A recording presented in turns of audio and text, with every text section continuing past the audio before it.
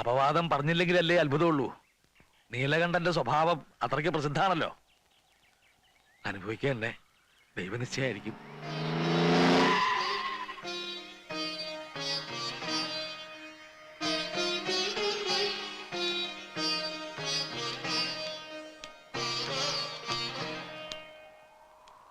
മാഷ് വിഷമിക്കരുത്. ഇനി ഒരുത്തനും ഏഴിലക്കരയിൽ വാ തുറക്കില്ല. 1000 കുടത്തിന്റെ വായടയ്ക്കാം, എന്നാൽ ഒരാളുടെ അടയ്ക്കാത്ത വാ തുന്നി കെട്ടാൻ എനിക്കറിയാം.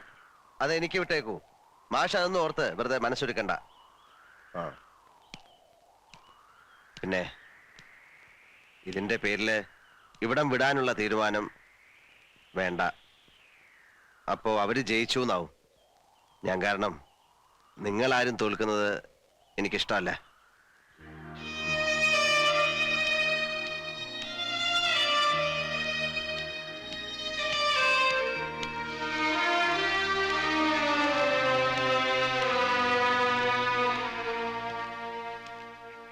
എഴുത്തച്ഛനെ അമ്മ അയച്ചതാ. കൂട്ടിക്കൊണ്ട് ചെല്ലാനാ അയച്ചിരിക്കുന്നത്. കാണണമെന്ന് കലശലായ മോഹമുണ്ട്, അതുകൊണ്ടാ. പൊയ്ക്കോളൂ. വരില്ല എന്നറിഞ്ഞാ മനോവിഷമം ഉണ്ടാവും. മനോവിഷമം ഉണ്ടാവണ്ട, വരണുണ്ട്. നടന്നോളൂ, ഞാൻ പുറകെ എത്തി.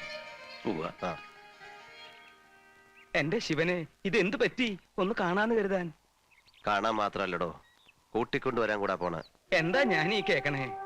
അമ്മ വേണം. അമ്മ ഇവിടെ ഉണ്ടെങ്കിൽ പത്തായപ്പുരെ താമസിക്കുന്ന പെൺകുട്ടികളെ പൂശാൻ കൊണ്ട് പാർപ്പിച്ചിരിക്കുകയാണെന്ന് ഒരുത്തനും പറയില്ലല്ലോ. പിന്നെ കൂടെ പൊറുക്കാൻ കരളുറപ്പുള്ള ഏതെങ്കിലും ഒരു പെണ്ണി ലോകത്തുണ്ടെങ്കിൽ 4 ആൾ അറിയെ വിളിച്ചോണ്ട് വരണം.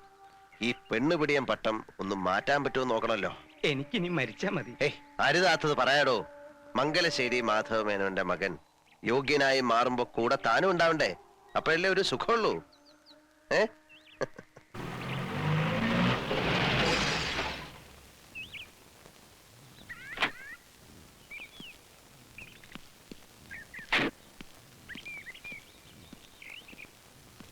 ഇതല്ലേ മംഗലശ്ശേരി വീട്? അതെ. ആരാ? ഞാൻ മദ്രാസിൽ നിന്ന് വരിക. എന്ത് വേണം? നിങ്ങളൊന്നും വേണ്ട, അപ്പു മാമയൊന്ന് വിളിക്കൂ. വരേ. അയാളാരാ? എനിക്ക് അപ്പു മാമയെ മാമ്പറ്റ അപ്പുക്കുട്ടി നായർ മൂപ്പരയാണുണ്ടത്. ആരാത്? ഒരു പിടിയില്ല. അപ്പു മാഷെ കാണാൻ തോന്നുന്നു. എവിടെന്നാ? മദ്രാസ്നാ. എന്റെ അമ്മയുടെ അണ്ണാത അപ്പു മാഷ്. ഓ, മരിച്ചുപോയ കുട്ടിമാളുവിന്റെ മോൻ. പണ്ട് മദ്രാസിലേക്ക് നീ നാട് വിട്ട്? നാട് വിട്ടതല്ല, നാട്ടിൽ നിന്ന് കുറച്ചു കാലം മാറിയുന്നതാ. നീ അങ്ങ് ചീർത്തല്ലോ. ഞാൻ കാണുന്ന കാലത്ത് നീ കോല് പോലെ ഇരുന്നതല്ലേ. ചെല്ല്, ആ പത്തായപ്പുരയിലാ മാഷ് താമസം.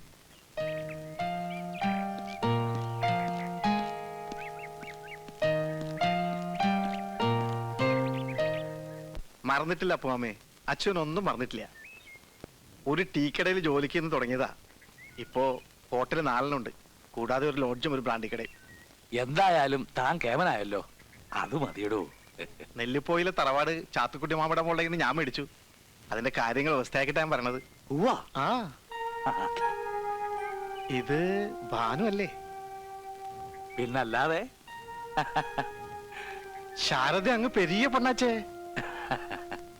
ഭാനുവിന്റെ നൃത്തവും പാട്ടൊക്കെ ഇപ്പോഴും ഉണ്ടോ? പാട്ടില്ല, നൃത്തം. അമ്മണി അമ്മായിയുടെ മുറിച്ച മുറി. അപ്പോ നെല്ലിപ്പോയിലെ വീട്ടിൽ താൻ താമസമാക്കാൻ പോവാ? എങ്ങനെ പറ്റും? മദ്രാസിൽ ഇക്കൊണ്ട് ബിസിനസ് ഒക്കെ നിർത്തിട്ട് ഞാൻ ഇങ്ങോട്ട് വരികയെ. ഭാനു നിൽക്കൂ. ഇനി പറയാൻ പോണ കാര്യങ്ങള് ഭാനു കൂടി കേൾക്കണം. നെല്ലിപ്പോയിലെ വീട്ടില് ആരെങ്കിലും താമസിച്ചേ പറ്റൂ. ഞാൻ നോക്കിയിട്ട് ഇപ്പോഴത്തെ കണ്ടീഷനിൽ അപ്പുമാവും കുട്ടികളും കൂടി അങ്ങോട്ട് മാറൂ. അന്യരുടെ പത്തായപ്പുരയില് ഇത് എത്ര നാളെന്ന് വെച്ചിട്ടാ കഴിയാ? അപ്പുമാമയ്ക്ക് വെറുതെ ഇരിക്കാണ്ട് അവിടുത്തെ കൃഷിയും കാര്യങ്ങളൊക്കെ നോക്കി നടത്താലോ. എന്തേ?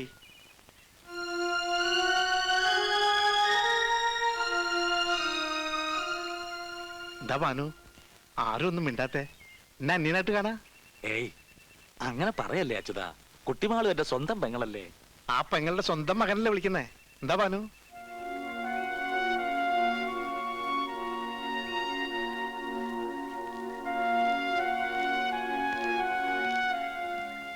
എന്നാൽ ഞങ്ങൾ ഇറങ്ങായി. എന്തെങ്കിലും ആവശ്യം ഉണ്ടെങ്കിൽ വരാൻ മടിക്കരുത്. ഞാൻ ഇവിടെ തന്നെ ഉണ്ടാവും. ഇനി അതിന്റെ ആവശ്യമില്ല മിസ്റ്റർ. ഇനി ഇവർക്ക് ഞാനുണ്ട്. പക്ഷേ സെഞ്ച ഉദവികൾക്ക് നന്ദിയുണ്ട്. മദ്രാസിൽ വരുമ്പോൾ കോണ്ടാക്ട് ചെയ്യൂ. സെയ്താപ്പേട്ടിലെ നായരുടെ ഹോട്ടൽ. ആരോട് വെച്ചാലും മതി. എന്നാ വൈകണ്ട മാഷേ. വരെ. പോയി വരൂ. ചെല്ലും മോളെ.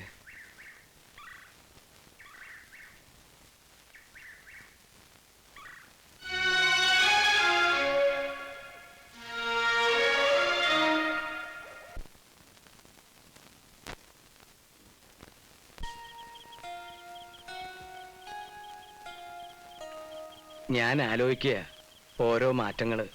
നീലൻ സർക്കിട്ടും നായാട്ടും നിർത്തിയപ്പോ ഒരുത്തനെയും ഇങ്ങോട്ട് കാണാനില്ലാന്നായി. ഇനി കൂടെ നിന്നിട്ട് കാര്യമില്ലാന്ന് അവറ്റയ്ക്കൊക്കെ ബോധ്യായി. ഇപ്പൊ അപ്പുമാഷും കുട്ടികളും കൂടി പോയപ്പോ എന്തോ നമ്മൾ രണ്ടുപേരും തീരെ ഒറ്റയ്ക്കാണെന്ന് ബോധ്യാവുക. പണ്ടേ അറിയണമായിരുന്നു അത്. ഞാൻ CS എഴുതുകയായിരുന്നു ഡൽഹിയിലുള്ള. ആ വരേ, കുറച്ച് ദിവസമായിട്ട് ഞാൻ ചിന്തിക്കുക, നമുക്കൊരു യാത്ര പോവാം. നല്ല കാര്യം. ഒന്ന് മാറി നിൽക്കണത് നല്ലതാ. എങ്ങടാ ഉദ്ദേശം? ഹരിദ്വാർ, ഋഷികേശ്, കേദാരം, ബദരി. എന്താ, ഡൽഹി ചെന്നിട്ട് CS പ്രോഗ്രാം പോലെ ഫ്രീ ആണെങ്കിൽ അയാളെ കൂട്ടാം. എന്നാൽ അതിനുള്ള ഏർപ്പാടുകൾ ഉടനെ നോക്കിക്കോളൂ. ഉടന്ന് പറഞ്ഞ ഇവിടത്തെ കാര്യങ്ങളൊന്ന് വ്യവസ്ഥയാക്കാണ്ട് എനിക്ക് വരാൻ കഴിയോ? ഇവിടുത്തെ കാര്യങ്ങള് വീട് പൂട്ടി താക്കോല് കുഞ്ഞമ്പ് നരയിപ്പിക്കുന്നു. എന്നിട്ട് നാളെ തന്നെ വിടുക. അല്ല, നീലന്റെ ഏർപ്പാടെന്ന് പറയുമ്പോ രണ്ടും കൽപ്പിച്ചായിരിക്കുമല്ലോ. അതിനാടോ ത്രില്ല്. മുൻകൂട്ടി നിശ്ചയിക്കാത്ത യാത്ര. കാശിയിൽ നിന്ന് തുടങ്ങാം. പിന്നിട്ട വഴികൾ, അഴുക്ക് ചാലുകൾ, ചെയ്തു പോയ തെറ്റുകൾ, ഭൂതകാലത്തിന് മുഴുവൻ ബലിയിട്ട് പ്രായച്ചിത്തം നടത്തിയ ഒരു യാത്ര.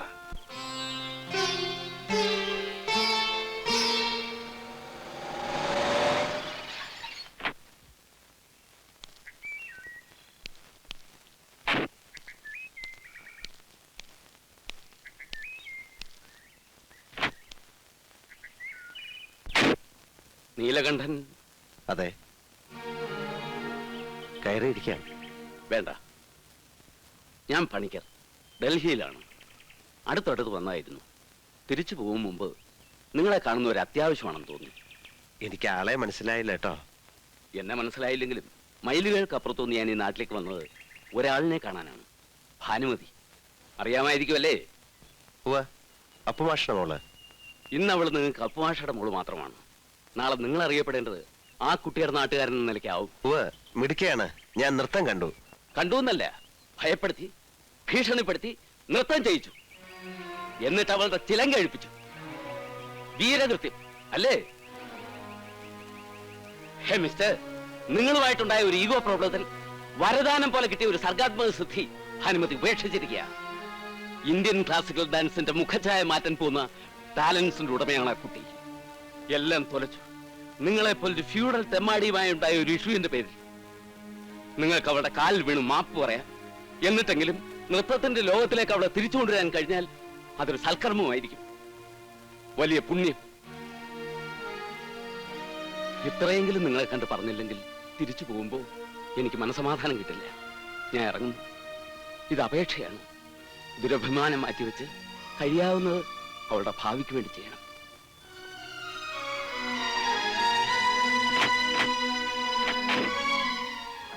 എന്താ അയാൾ ഉപയോഗിച്ച പ്രയോഗം? ഫ്യൂഡൽ തെമ്മാടി. കൊള്ളാം.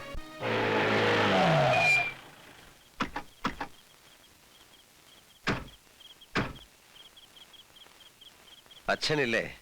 ഇല്ല, കയറിയിരിക്കൂ. ആ. ഭാനുച്ചി, ഭാനുച്ചി, മംഗലശ്ശേരിയിൽ നീലാണ്ടനും ഭാര്യരും വന്നിരിക്കണു.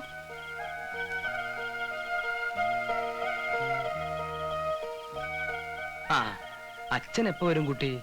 എത്താറാവുന്നതേ ഉള്ളൂ. കുടിക്കാൻ എന്താ? ചായ വേണം. അത് അനിയത്തിയോട് എടുക്കാൻ പറയാ. എന്നിട്ട് താൻ അവിടെ നിൽക്ക. വന്നത് മാഷിനെ കാണാനല്ല, ഇയാളെ കാണാനാ. ആ മൂപ്പരുണ്ടല്ലോ, ഡൽഹിയിലുള്ള പണിക്കർ. അദ്ദേഹത്തെ കുറിച്ച് വായിച്ചറിഞ്ഞിട്ടുണ്ട്. നമ്മുടെ രവിശങ്കറിന്റെ ഏട്ടൻ ഉദയശങ്കറിന്റെ ബാലെ ട്രൂപ്പിലൊക്കെ വർക്ക് ചെയ്ത ആളല്ലേ? അതെ. ആ, അപ്പോ തെറ്റിയിട്ടില്ലേ? ഒന്ന് ശരിക്ക് സൽക്കരിക്കണം എന്നൊക്കെ ഉണ്ടായിരുന്നു. നമ്മുടെ വീട്ടിലൊക്കെ വന്ന് കയറുക എന്ന് പറഞ്ഞാൽ ഇതൊരു സംഭവമല്ലേ? പക്ഷെ എന്താ ചെയ്യാ, വന്ന് കയറി മുഖത്തടിച്ച പോലെ എന്നെ കുറെ ശകാരിച്ചിട്ടങ്ങ് പോയി. ഇയാള് വളരെ ബ്രൈറ്റ് ഫ്യൂച്ചറുള്ള ആളാണ്, ഏതോ ഹൈറ്റ്സിലൊക്കെ എത്തേണ്ടതാണെന്നൊക്കെ പറഞ്ഞു. ഞാനൊരുത്തൻ കാരണം അതെല്ലാം ഉപേക്ഷിച്ചു എന്നറിഞ്ഞതിലുള്ള ദേഷ്യമായിരുന്നു മൂപ്പർക്ക്. എന്നോട് തന്നെ വന്ന് കാണണമെന്നും വേണച്ചാ കാല് പിടിക്കണം എന്നൊക്കെ പറഞ്ഞിരിക്കുക. പരിഹസിക്കരുന്ന് പറയൂ വാരമ്മവ. പരിഹസിക്കാനാണെങ്കിൽ ഈ രാത്രി ഞാൻ ഇത്രയും ദൂരം വരുമായിരുന്നോ? കാര്യമായിട്ട് തന്നെ ആ ചിലങ്ക കെട്ടിക്കൂടെ? കേട്ടോ, പക്ഷേ നിങ്ങളുടെ മരണത്തിന് ശേഷമേ അതുണ്ടാവൂ.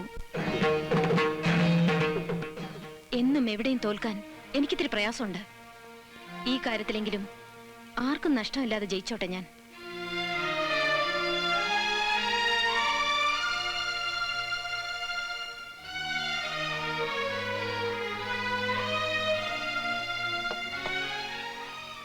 വാര്യരെ, അതൊരു ഉറച്ച മനസ്സിൽ നിന്നുള്ള മറുപടിയാ. അത്രയും വേണ്ടിയിരുന്നില്ല ഭാനുവച്ചി. വേണം മോളെ. എന്റെ കണ്ണീന്നൊഴുക്കിയ ചോരയ്ക്ക് ദൈവം കൊണ്ട് മുന്നിൽ നിർത്തിയതാ. എന്നാലും ആരുടെ മുന്നിലും തലകുനിച്ചിട്ടില്ലാത്ത ആളാ. ഇവിടെ കയറി വന്ന് ചെയ്ത തെറ്റിന് മാപ്പ് പറയുന്നതിന് തുല്യല്ലേ ഇത്? അപ്പൊ പിന്നെ ചേച്ചി ഒന്ന് താഴ്ന്നു കൊടുക്കായിരുന്നു. ഒന്ന് നോവിക്കണമെന്നേ ഉണ്ടായിരുന്നുള്ളൂ. അത് കൂടിപ്പോയെങ്കിൽ ഞാൻ ക്ഷമ പറയാം. അത് വേണം. അഹങ്കാരി എന്നൊരു പേര് എന്റെ ചേച്ചിക്കുണ്ടാവരുത്.